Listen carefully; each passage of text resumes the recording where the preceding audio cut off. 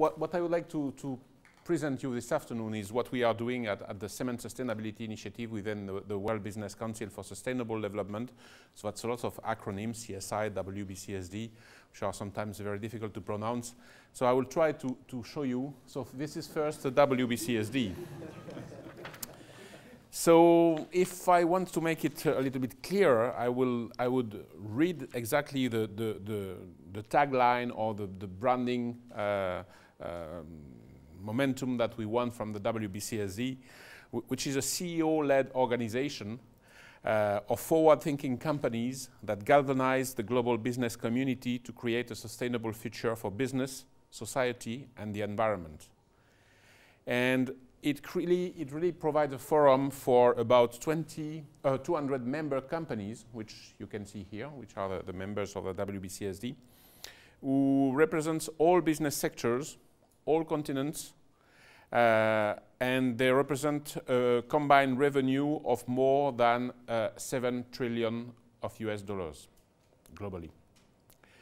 And they are grouped in this platform to share best practices on sustainable development issues and to develop innovative tools that really will change the status quo and will change the way we do the business from business as usual to real innovative business to improve sustainable development performance. The ones that you can see with a green circle are the members of WBCSD who are part of the CSI. So now what is CSI? It's not a crime scene investigation. Sometimes I'm asked if I'm working on crime scene investigation. That's not the case.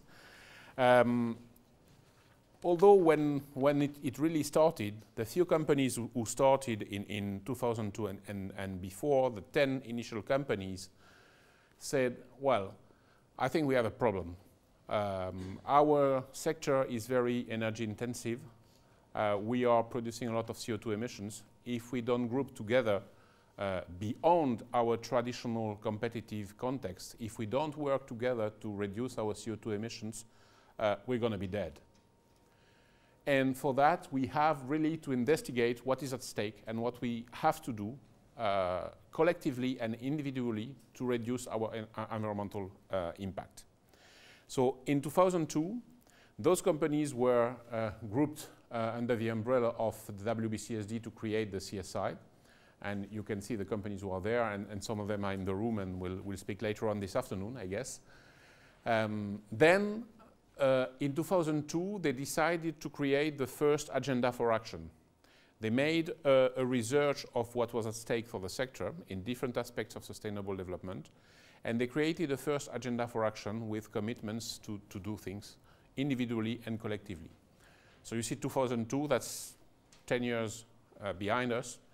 So in Rio, in a few weeks, we're going to issue our progress report of 10 years of existence. We will explain what we have done as an entity within the past decade and what are the commitments we have for the future. Then this initiative attracted other members, and I made a snapshot in 2006, and you can see that the membership enlarged a little bit in India. And now this is what we have. We have 24 member companies. We have 2 companies who recently joined, which is Dalmia in India and Grupo Cimentos de Chihuahua in Mexico, who just joined in 2012. And we have 24 member companies, some of them being members of WBCSD, others are not being, I would say, yet members of WBCSD. This represents globally 1/3 of global cement production. In addition to that, we have what we call communication partners, because I would like to say that CSI is not a trade association. CSI is not a lobbying entity. CSI is a platform where companies can share best practices, develop methodology together in order to report on CO2, report on safety, and we will see it later on in the presentations. And we are also helped by regional and national trade associations that convey our messages, but also bring us some information from their local, national, or regional context so that we can have it on board, particularly in regions where we don't have any member. We may have some regions where the big members have operations, so we get some feedback from these regions as well. But it's very important to cooperate with these regional associations. And for instance, in the UK, we have the Mineral Products Association, who is one of our communications partners. And you can see that this is very international, and we have communications partner in different parts of the world, whether it is Australia or Middle East, where we don't have any members so far in terms of CSI. What are the sustainability challenges? Well, when we look at that, and when we look at that now, obviously climate issues remain one of the highest sustainability impacts. Because as I said, we are a very energy-intensive industry, and we have to reduce our energy consumption and our CO2 emissions. Then employee safety. When I say then, I don't mean there is a ranking, because employee safety is clearly for the companies who are part of CSI, and particularly their CEOs, is clearly the #1 priority.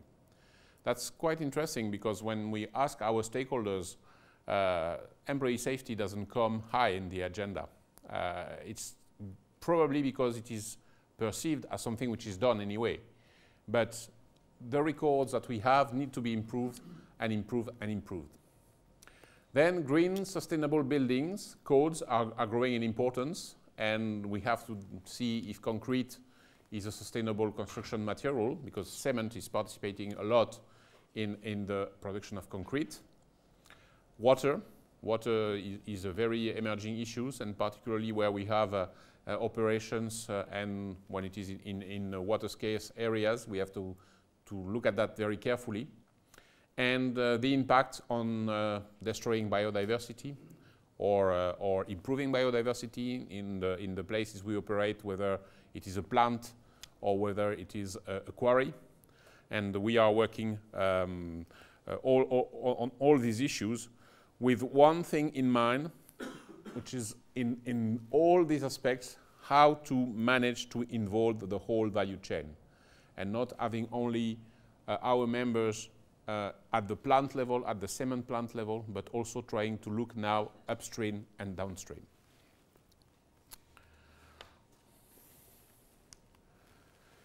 When we started working in 2002, we were really focusing at the plant level.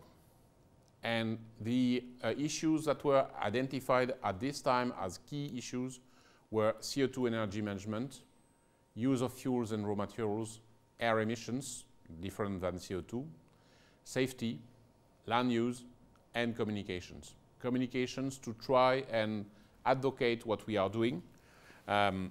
What we are trying to do, and I would like to insist on that because this is very important in our approach, every publication we make is shared with stakeholders before being published. So we do some consultations with NGOs, with associations, so that it is not a marketing brochure produced by the sector. It is a document which reflects the status of where we are and what we are doing. So it tries to be as transparent as possible and as objective as possible. Then we have decided now that we have to go outside the boundaries, the traditional boundaries of the cement plant.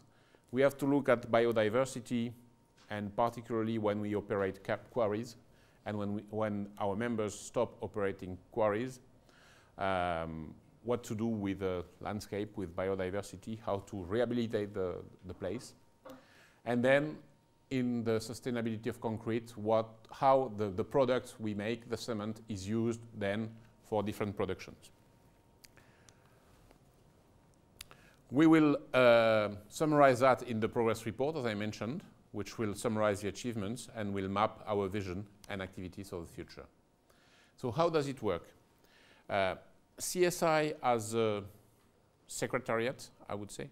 We are only 3 people based in Geneva and working on CSI, but we are a member-driven organization. So all the task forces that are looking at the different sustainability issues are run by our members.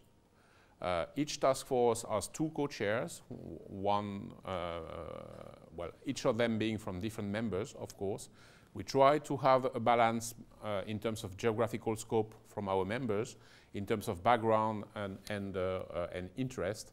We are just doing the coordination, the secretariat, the participation, the preparations of the meeting, the preparations of a minute in agreement with the co-chairs, but it's really a member-driven organization. And all what is done is with the goodwill and the good wish of the other companies. Obviously, we try to push the companies a little bit more, but this is what they are doing. And I can tell you, I've worked in different sectors in my life, but cement is very much engaged. And to give you an example, the way we are working at CSI, once a year we organize what we call the CEO meeting, and we invite the CEOs of our 24 companies to join in a meeting to validate the work program for the year, to validate the budget and so on. Last year, we were only 22 because I mentioned that Dalmia and the Grupo Cimentos de Chihuahua just joined this year. Last year we were 22 companies. Out of 22 companies, 16 CEOs showed up in the meeting. So you have 16 CEOs in the same room, which means that we also have to have a lawyer in the room because there are antitrust issues that cannot be discussed. So we have to make sure that we do it on a proper way. But these people come, discuss and validate the agenda and modify the agenda if necessary and validate the budget to run the activity. So it's really important, and it's really a member and CEO-driven organization. One of the examples is the charter we have. This charter has been elaborated at the beginning of the CSI and is regularly being updated with the new commitments we make, and it's signed by the CEOs. And they commit to fulfill in their companies all the individual commitments that are mentioned in the charter, and the companies who join the CSI agree to implement this action within 3 years of joining. Previously it was 4 years. When the CEOs met in November last year, they said, okay, when we started CSI, sustainability or sustainable development was, for some of us, something which was a little bit unknown. So we said, okay, we're going to do some things, but leave us 4 years to be in line with this charter when we join. Now it's a little bit changed. We know what sustainability means. So if a company really wants to join, they know what it is. So only 3 years to be in line with the charter. So I mentioned the different issues. In terms of climate production, cement industry is responsible for about 5% of all man-made CO2 emissions. It's even a little bit higher now. Demand for cement is forecast to increase significantly, particularly in emerging countries. And you have seen the slide from Dr. Sakai. I mean, China is 56%. It's going to be 60% very rapidly. One single company in China, CNBM to name it, has a production which is almost the production of Europe today. One single company. Okay, and I was having lunch yesterday with some Chinese members who were in Geneva, and they said it was done by growing, but also by merger, and some big companies in China.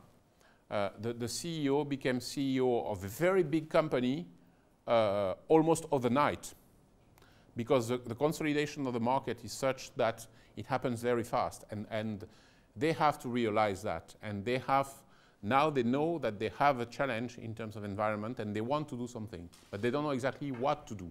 So they are doing what the government is telling them, and if they want to play in the international world, then they have to share experiences with their peers, and that's why we have now 5 members who have joined the CSI, and we are planning to have more in the future. So reducing the CO2 emissions of the cement sector is really urgent. We have worked with the International Energy Agency, and in 2009 we have developed a roadmap which identified first what was the status and what were the opportunities to reduce the impact. And 4 levers were identified for cement. First, improving energy efficiency, and we have seen some examples in the previous presentation. The main improvement in energy efficiency has been when the technology moved from wet kilns to dry kilns, for which, you know, you need less energy to, if you have a preheater and if on top of that you use the heat from the kiln to dry the raw material, then you gain all that. Then the use of alternative fuels. We are having a process which is done at very high temperature.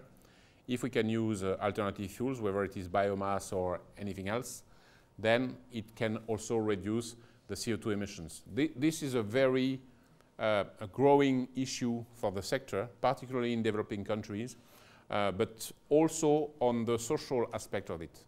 Because in a kiln that burns at 1,450 degrees, you can almost burn anything. So you can burn used tires, you can burn municipal solid waste, you can burn sewage sludge. What we have to make sure is that if we do so, we do it in a professional and environmentally conscious way. Because if we get some municipal waste or some sewage sludge that contains heavy metals in it, then we introduce in the plant heavy metals that we wouldn't have otherwise, like mercury, like dioxide, etc. That we have to be very careful on that. We have also to consider that if we enter these new fuels, it doesn't change anything on the process and on the end product in terms of quality, in terms of durability, etc. So this is very important. This year, well, every year, CSI holds a forum, an annual forum, in different parts of the world on a specific topic where we convey all our members, the communications partner, the trade associations, and also we open it to other entities.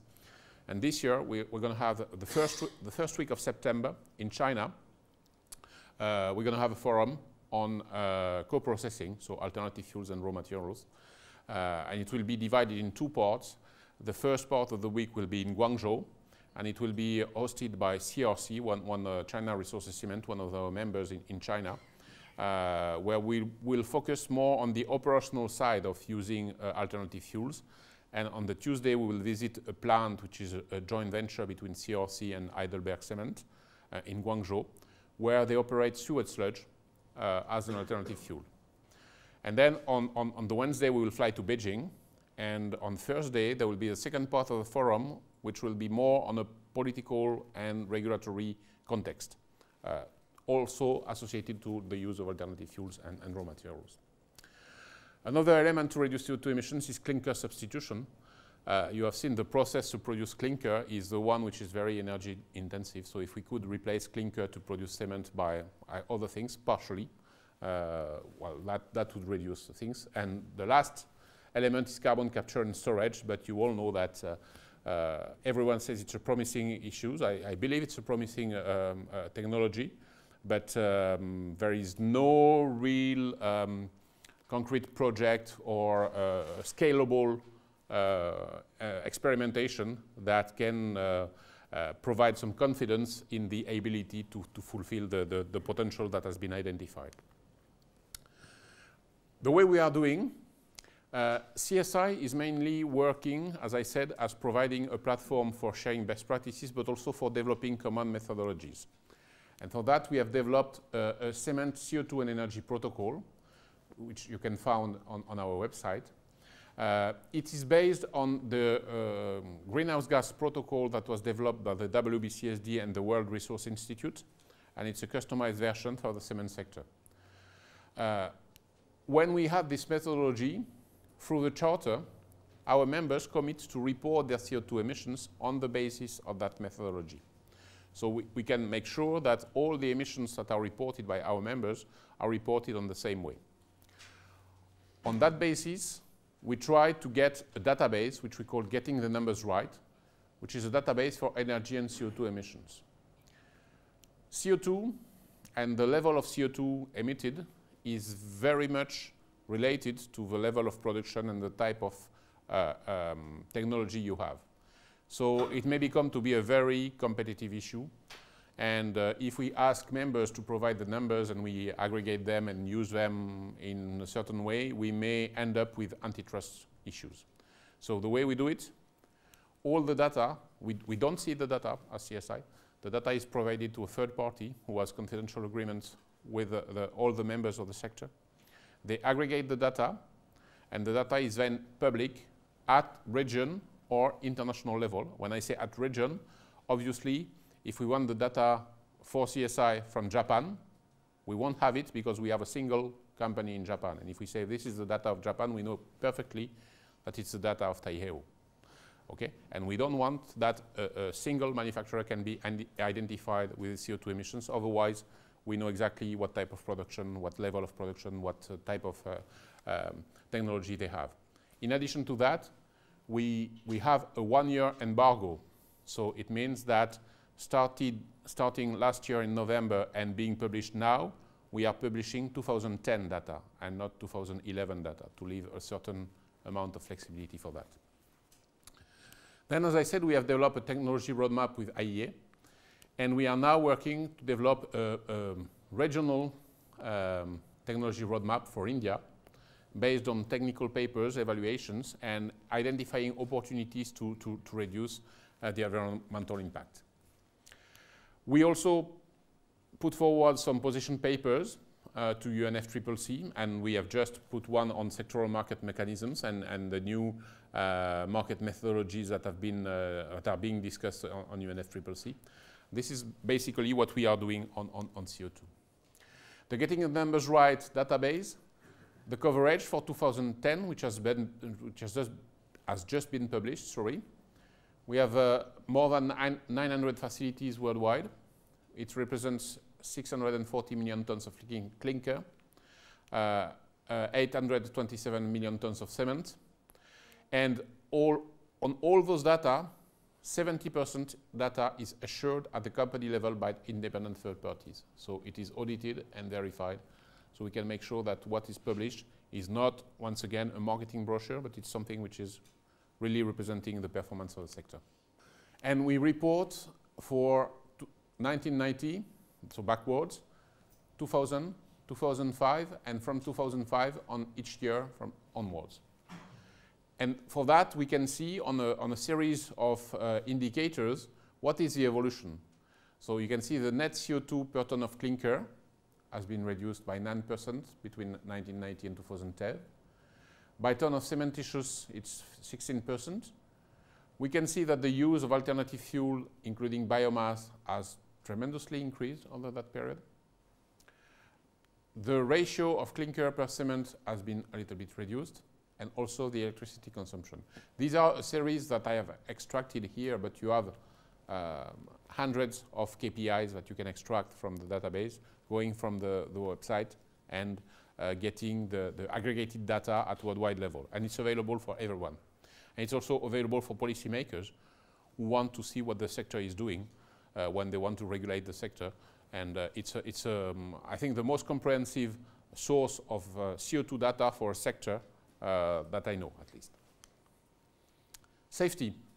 As I said, safety is #1 priority for the sector, and particularly for our CEO members. This is how the companies behave in terms of lost time injury frequency rate. So you can see that we are improving a lot, but it's not enough. The CEOs of our sector have committed to have the performance of the cement sector being in line with best-in-class industries, and they want to really improve on that sector, and particularly on that one, reduction of fatalities. So I don't like very much presenting fatality rates because, well, a fatality is a fatality. You don't have half a fatality or 1.5 fatality, and 1 fatality is already too much. Okay. But when you end up in a sector with 24 companies, when you have figures aggregated that are around 100 fatalities per year, it's far too much, and we have to reduce that. So we have to identify where those fatalities come from and to identify the direct causes of fatalities. And we identify that the drivers and contractors are most at risk in our sector. This comes from incident from moving vehicles, and you can see that it is 65%. And when you see the employee status, the contractors are the ones which are more at risk.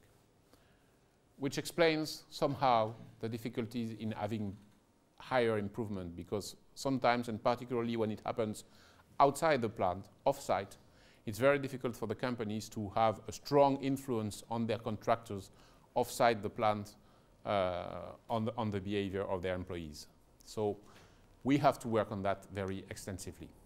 For that, we have produced some guidelines which have been signed by CEOs in October 2009 on contractor safety and on driving safety.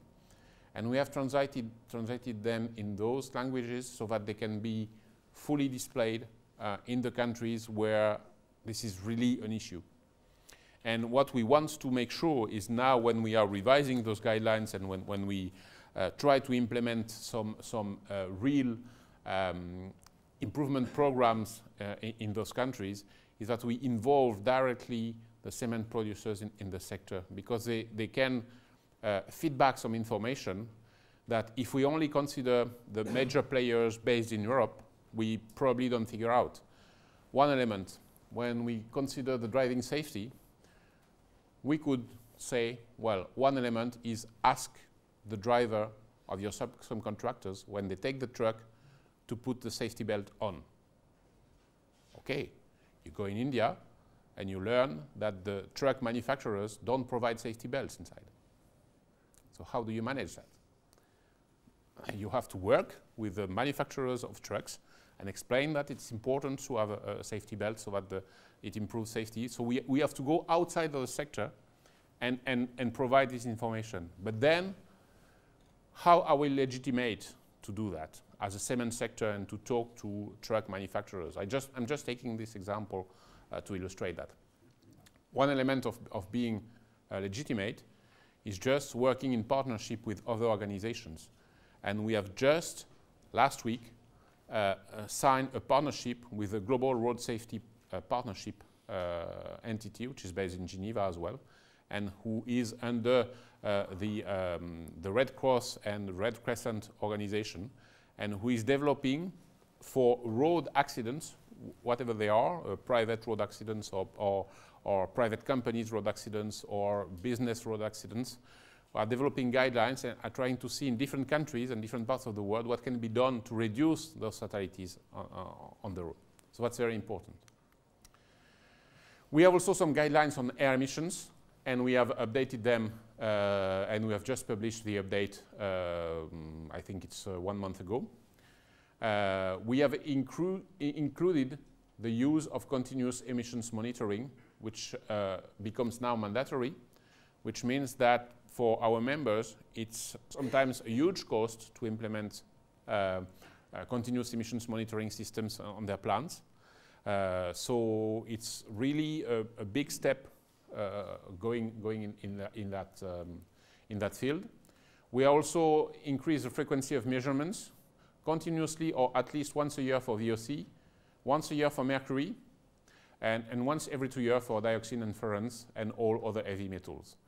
In mercury, I just would like to mention also something. There is, at the UN level, a regulatory pattern which is being looked at with the possibility, the high possibility to have a standard and the legally binding standard in 2014 on mercury. So the regulatory process is going on, and in parallel to that, you have some partnerships which exist with UNEP, the United Nations Environmental Programme, and some sectors to discuss what is being done, what can be improved, and so on. Cement was not one of the memberships agreement with UNEP. So we created this partnership in November last year, and it was agreed by the panel advisory group of the UNEP. And now we are setting up the business plan, and we are looking at some governments to co-chair the partnership with us, CSI.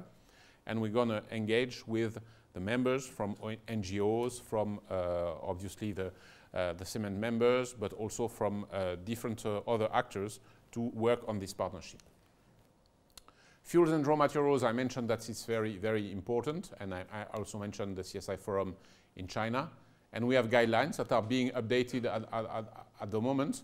The first one were published in 2005, but you can easily imagine that since 2005, a lot of things have changed in that sector. So it's very important to be reflecting what the reality is. So we are updating them now, and we're going to publish them by the end of the year. Biodiversity and land stewardship. We have published last year, end of last year, the quarry rehabilitation guidelines, which enable companies to rehabilitate the quarries when they finish their operations in order to understand what was before the quarry operations in terms of biodiversity and ecosystems, what were the services provided by ecosystems, and in order to rehabilitate the plant. We have also developed environmental and social impact assessment guidelines in 2005. And we are now working on biodiversity management plans with companies on the basis of specific agreements that some companies have made, or specific membership or partnership that memberships have made with IUCN or with WWF or with BirdLife. We have a few members who have already one-to-one partnerships with these entities, and we are working on establishing this biodiversity management plan. Recycling concrete, we have also a task force who worked on that. The idea is to raise awareness on concrete recycling, because most of the time concrete ends up in landfills, and we need to increase the data available to make sure that we can identify where it is the case and how we could reuse the concrete. So we need to collect and publish data a little bit more, like a little bit the same way as we did in CO2. And then sustainability with concrete. And this is really when we are going downstream after the cement plant that we want to look what is the impact of sustainable concrete on the environment and what we can do on that. We are developing a methodology for environmental product declaration for concrete, not for cement. With the idea of working in a kind of life cycle approach and having this EPD documentation or EPD data as a first step towards life cycle agreement. We are also, we're also working on criteria for responsible sourcing of concrete. But these are issues that we started last year, so we are in the first phases of doing that. We need to understand, obviously, that and assess the concrete in green building rating systems also. And for that, we have developed a survey on what could be the choices that the developers, the architects, the planners, what are the criteria they are choosing when they want to make a sustainable building. And at what stage of the decision planning, construction process, and decision regarding material and choices are being made. And what are the criteria that guide the professionals, and to what level do certification and responsible sourcing schemes influence material choices. So we have done that in those countries, and these are the responses we have had. So you can see that the UK responded a lot. We have done USA, Germany, Brazil, China, and other. The stakeholders, investor sector, client, architect, engineer, contractor, and constructor. And for those construction sectors, whether it is commercial, residential, or other, including retail, buildings, etc. First thing we identified, and we have done this for different elements, this is the structure, and we will see the facade later on, is that the decision is not made at the concept level. Very often it's made at the scheme level or even later on. So it means that, in other words, sustainable development criteria are not today the prime drivers for decision when making a building. When you decide what type of material you're going to use, and when you make a building, first of all, and I think I have a slide later on, this is the durability, the cost, and then the sustainability of it. But when you have chosen a product, when you have said, okay, I'm going to use concrete compared to timber, or compared to aluminum, or compared to glass, etc., when you have chosen a particular material, then the decision is, among this type of material, which one is the most sustainable? And then comes the decision. For the facade, it's more or less the same. Even in some countries, like the US, the decision is a little bit later.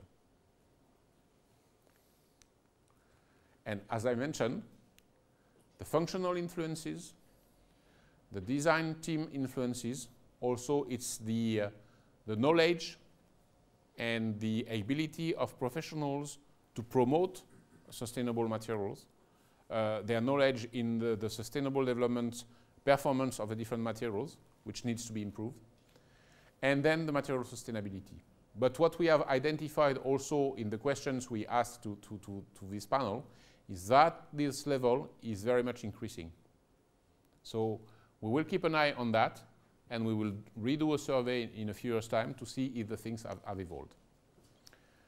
These are, I don't want to go into all the detail because we don't have the time, but you can see that concrete, the elements that are promoted is long-lasting and durable. Operational thermal performance, it's locally produced, so it means that less transportation. And then we come down to lower levels for can be reused. So we need to increase the knowledge in terms of recyclability of concrete. Embodied CO2, probably with a new concrete arriving, this can be increased, or at least the knowledge or the perception can be increased. Achieve the high score in green building rating schemes. You can see that it doesn't achieve a very high score.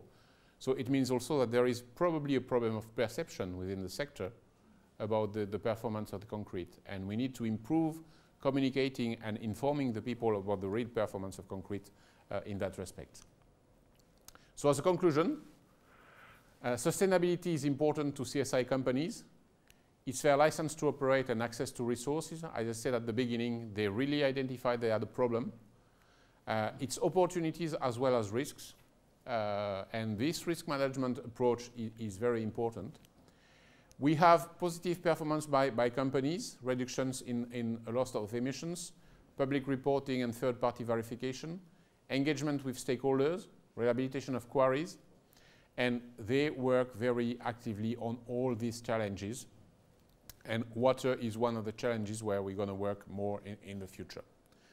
And also the role of concrete in sustainable construction, which is the downstream of the cement process. So that's very rapidly what we are doing in terms of CSI. I'm also leading another project within WBCSD, which is energy efficiency in buildings. So you can see that there is somehow a relation between the sustainable construction and energy efficiency in buildings.